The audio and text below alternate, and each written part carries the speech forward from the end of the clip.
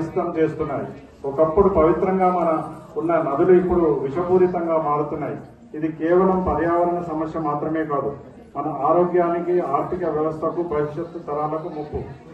ప్రభుత్వము నమామి గంగే కార్యక్రమం వంటి కార్యక్రమాల ద్వారా నదులను శుభ్రపరచడానికి ప్రయత్నిస్తుంది.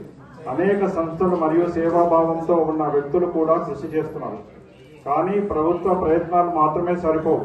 మనందరం చేయాల్సిన పనులు: నదుల్లో చెత్త వేయకూడదు, ప్లాస్టిక్ వినియోగాన్ని తగ్గించాలి, పరిశుభ్రత కార్యక్రమంలో పాల్గొనాలి, ఇతరులకు అవగాహన కల్పించాలి. మన నదులను మనం కాపాడే, అవే మనలను కాపాడాయి.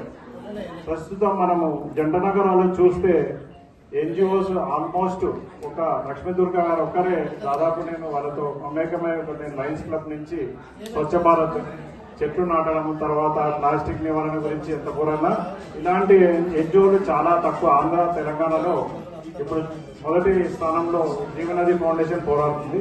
కాబట్టి ఇక్కడ వచ్చిన వేరే ఎన్జిఓస్ కానీ, సభ్యులు కానీ, గౌరవనీయులు, పెద్దలందరూ కూడా వారికి సపోర్ట్ చేయాలని, మేము కూడా లయన్స్ క్లబ్ తరఫున వారికి ఖచ్చితంగా అన్ని రకాలుగా హెల్ప్ చేస్తామని, త్వరలోనే ఒక మీటింగ్ పెట్టి, మా దగ్గర కూడా లయన్స్ ఒక 4500 మంది ఉన్నారు సిటీలో కానీ సరౌండింగ్స్ లో, అందరూ కూడా సేవాభావంతో ఉంటారు.